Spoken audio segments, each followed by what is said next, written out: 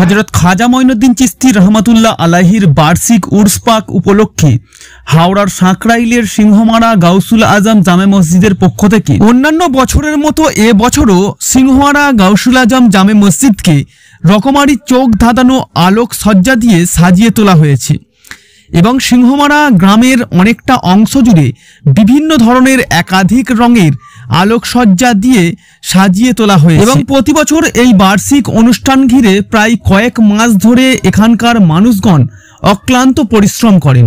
গোটা গ্রামের মানুষ সারা বছর অপেক্ষায় থাকেন এই দিনটির জন্য। 3 দিন ব্যাপী বিশেষ ইসলামিক অনুষ্ঠানের আয়োজন করা হয়।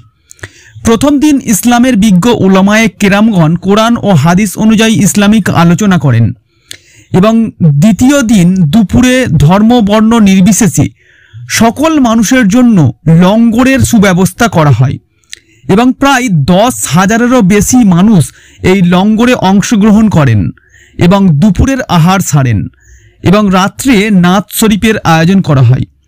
এছাড়াও তৃতীয় দিন কাওয়ালির অনুষ্ঠানও রাখা হয়। আমাদের হিন্দালওয়ালি আতায়ে রাসূল খাজা মঈনুদ্দিন চিশতির বাৎসরিক উপলক্ষে আমাদের এই অনুষ্ঠান 3 দিন ধরে চলছে। প্রথম দিন জলসা, দ্বিতীয় দিন লঙ্গর, তারপরে দিন রাত্রেবেলায় আমাদের নাত শরীফের অনুষ্ঠান হয় এবং তৃতীয় দিনে শাম্মা মেহফিল হয়।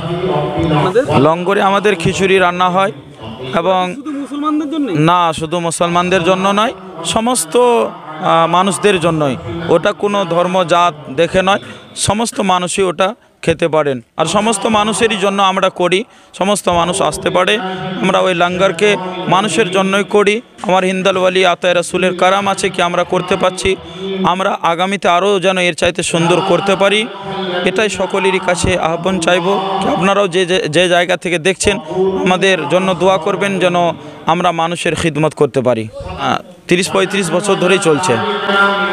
আবার এবার আমার খাজা হিন্দালওয়ালি আতায়ে রাসূলের 812তম উরুস মুবারক। এখানে লঙ্গর ম্যাক্সিমাম 10,000-এর উপর মানুষের আয়োজন করা হয়।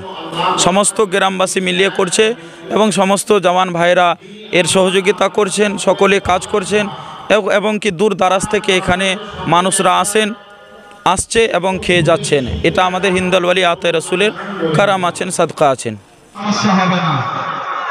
সবাইকে শান্তি শৃঙ্খলা বজায় রেখে কিছুদিন আগে নিয়ে আসতে সহযোগিতা করবে, কিন্তু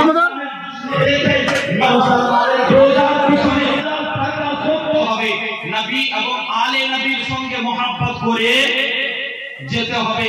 আল্লাহ যেন আমাদের সকল মানুষের ঈমান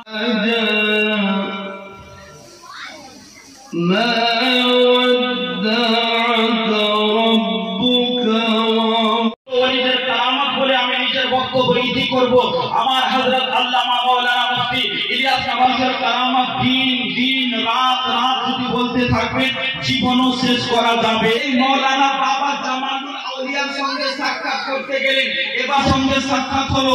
মাওলানা সাহেব বলছেন, হুজুর আমার মসজিদে একটা হাফিজে কোরআন লাগবে, আপনি একটা হয়ে যাবে।